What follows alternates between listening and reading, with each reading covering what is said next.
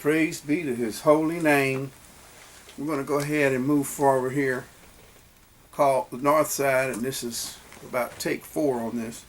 Okay, I really have neglected the north side of St. Louis. I was on sabbatical with a guy that knew all about the north side and the west side and the south side. You see, he was a little gangster, or a big gangster at that time, working for unknown people, I believe for certain people in the Democratic Party, but he was a little older than me, and he did have a club prior to his last bust, or his last parole violation, that you'd go up and gamble in his club with 4-liners. Okay, he knew a little bit about everybody that was there, so I knew he was legit and knew that he was knowing what he was talking about. He also had an extensive history of selling drugs. He was doing some humongous sentence for those drugs, and before he got sick, I did speak to him. I knew it was his heart, but unfortunately, before I could really get to him, he had a massive heart attack and stroke. We did chat briefly a little bit about this and that. He could have told me the keys to who brought the heroin into St. Louis and who brought it into North St. Louis for that time, but again, I didn't have a chance to speak to him. He could have brought me the key to who got Michael Simpson strung out. I do remember asking about Michael. He didn't say that he remembered him, but guess what? If I had written down half of what he said, I'd have more to tell you now, but so much for that. I do remember Jeffrey and Jerry. Let's call their last name Winters. They were cool. By that I mean they were easygoing. They didn't have any insecurities, especially when they were get together. I believe they were twins, fraternal, and they had a sister who always would check back with and find out how they were doing, because they were in jail for stealing cars and for killing a policeman. I never remember them bullying anybody at Wesley House or for getting drunk, but they were intoxicated when they stole a car and killed the cop. I am ashamed that I did not know what happened to them.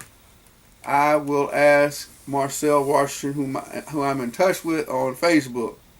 Another strange thing, I saw a dude in California that stole a jukebox in St. Louis. Of course, they found out, and of course, he went to jail. When I saw him in Cali years later, the time I graduated from college and was probably doing externships, it was as if nothing happened.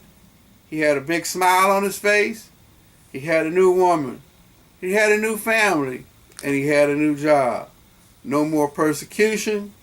It's amazing what happens when there is a daddy at home, and I say that in contrast to the last 3 people I mentioned as far as, the people on the streets. I never held it against him for being critical of my folks for opening up a confectionery down the alley from him and on Taylor Avenue. For being weak and stealing, because we just didn't do that. And so much for that. We have him to actually know. But part of the reason why I did not blame him, because he was an older brother to a younger brother that I had gotten into a fight with, and despite that fight, he'd always give me good advice. Then there was Cleophas, who used to deliver papers. He was quiet to himself, except when he played basketball, and he had an explosive fast rush and a very good jump shot, as I recall. He was quiet, as I said, with 3 to 4 sibs. I believe he did not finish grade school. Good parents at home. He delivered papers for the Globe Democrat and the Post-Dispatch at that time. He got angry at somebody that owed him some money in a house, went in a rage, and after they spoke disrespectfully to him, is what the word on the street was, he went in and stabbed them. And blood was all over the floor, and guess what? I have not heard his name mentioned in 60 years. And it's no telling, what type of trial he had. We never heard anything after that.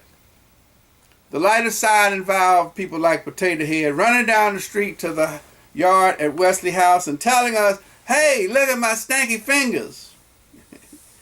The other thing was catching the crabs for some people up there. Guess what? They'd always go out and brag if they had the crabs or if they had the stanky finger. This was to give documentation of an encounter with a woman.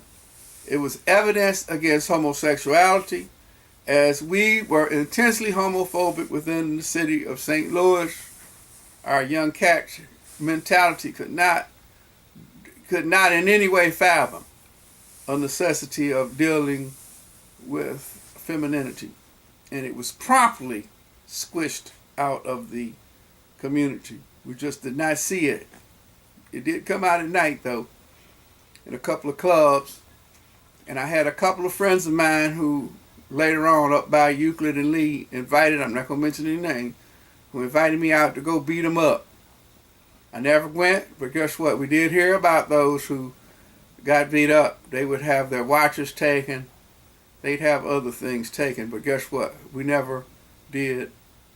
I never did go with them. Never did even think about it. The North Side was also strange in that everything that we needed as skills on the street, how to fight, how to shoot craps, how to talk to girls, we learned at Wesley House. I can remember watching Neiman Stewart, the starting quarterback for Beaumont High School, talking to Pat back in the day. They would be heavy petting, and I caught a word or two of what he said to her. Can I have a chance? This is how our betrothal process started, and it would mean what we thought of then was a lifetime, like a marriage. He said, can I have a chance to go together in St. Louis? We did not date, as I mentioned before. That was not a word in our vocabulary. I didn't even say the word again until I got to college. But may I have a chance was a proposal of sorts for there to be a commitment between man and woman sometime prior to marriage. And of course, it usually involved a promise ring. A promise ring that basically I used to have one time. I'm not going to tell you who I gave it to. But guess what? In college, I gave somebody a promise ring. And then guess what? Pawned a horn to do it. And guess what? The ticket came up missing over with Michael Simpson, as I mentioned him earlier, but that was my boy. Neiman Stewart, though, let's get back to him, went on to win All-American for Beaumont High School during his junior year. He was a star in the Bondells as well, a local singing group that used to cover all the Temptations and Dell's songs. At his funeral, there were 5,000 plus people, which was unheard of back then. We didn't go to church for the most part. I did, because my mother saw to it that I went to Sunday school every Sunday at First Baptist.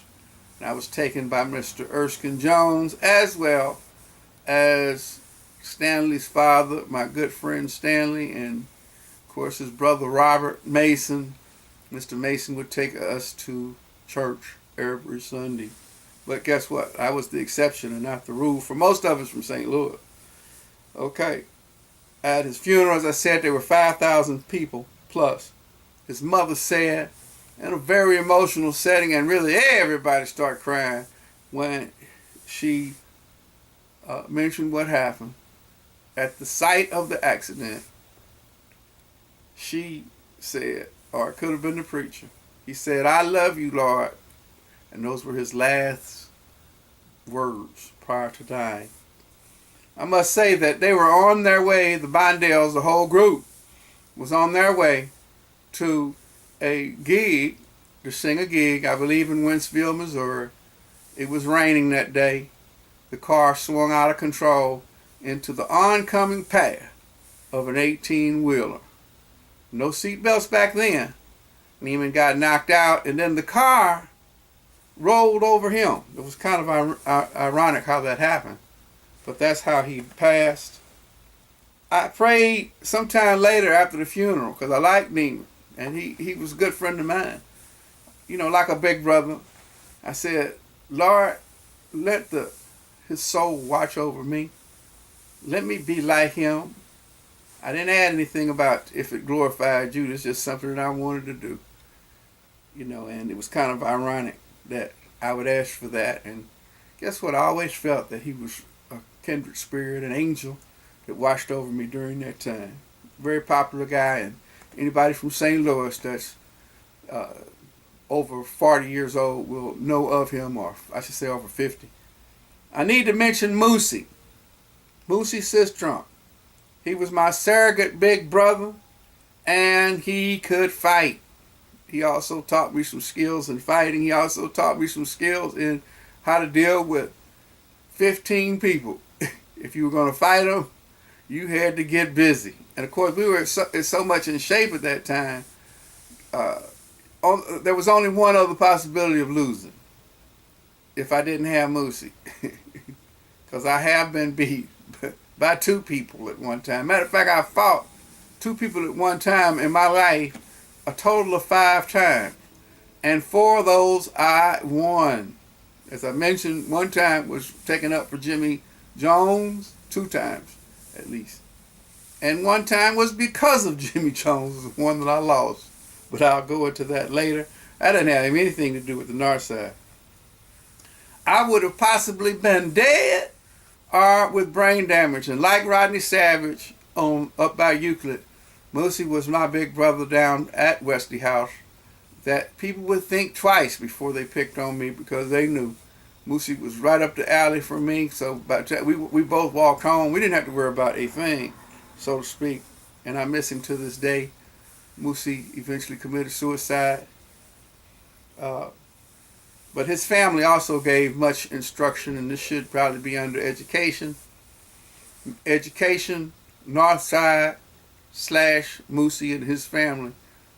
I've already mentioned some of the great other people, but there are 2 things that we learned. Number 1, it's okay to join the military, despite what they said. One of his brothers was in the Navy and ended up going the whole way for the years that he was able to, and retired in the Navy. His sisters, we used to call them Sweet Gal and Sister. They both became doctors, I believe, and are very successful in and around St. Louis. I need to check on them to see how the rest of the family's doing. As well as the other brother who taught us that, guess what? We better put on an umbrella. Because if you got somebody pregnant, it could be that you're going to have to drop out of school and take care of your family. That's the way we rolled in St. Louis. If you had kids, and that's certainly the way that Moosey's daddy dealt with his brother, keeping it real, okay? Let me just say this. When we were growing up, there was also a unique family, and I may have mentioned him earlier as far as being a resource. If you want to check on this, he'll live longer than me. How about that? Marcel Washington.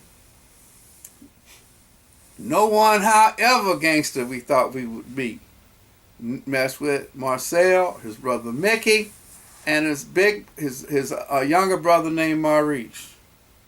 Oh yeah, they played it like the Lion in the Wizard of Oz. They were always woofing, is what we call it, woofing. And I know that now, but they were always talking to be ahead of anybody even thinking about picking on them, shaking them down, or the things that happen in our neighborhood. Yeah. I remember Mickey to this day doing backward hand flips, and he was quite a gymnast. If the entertainment didn't work, guess what? Like I told you earlier, the mouth did. If the mouth didn't and the entertainment didn't, guess what? We always thought twice about saying things too harshly to the Washingtons, because we knew Mrs. Washington would come down with whatever, sticks, whatever, because that's the way she came down on them if they didn't mind.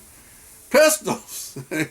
Bless her heart. We loved her though, but she was a mainstay. She was a peacemaker. Hello, you didn't even think about fighting, but be that as it may, I did get in a fight across the street from them with a guy there we'll forget over some real crazy stuff, and he had a gang with him, and I may have lost the best of that. Again, Moosey wasn't around.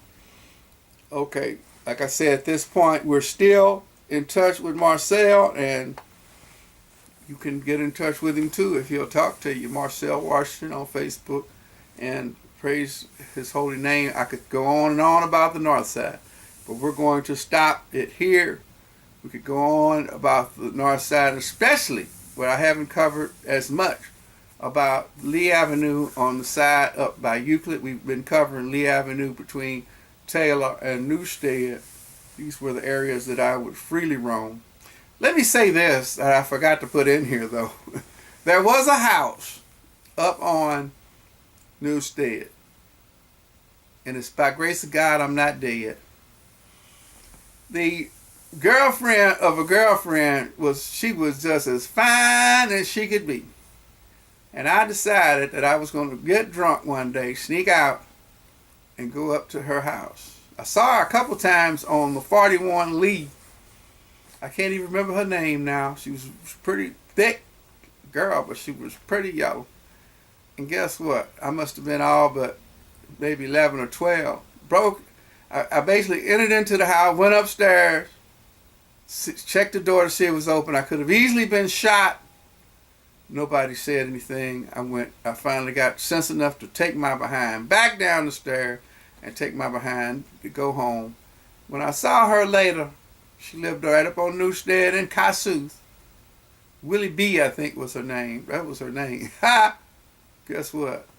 I told my other girlfriend, and she said, well, she took it in stride because she knew she couldn't say too much because she had another boyfriend on her side. And guess what? For whatever reason, I never got together with Willie B. I never saw her on the bus again. And I wonder what she's doing now. That'll end it for this edition of the North Side, especially up by Taylor and Newstead on Lee Avenue. And all the things they had up there, including the Velvet Freeze and some other things. Guess what? That'll end it for now.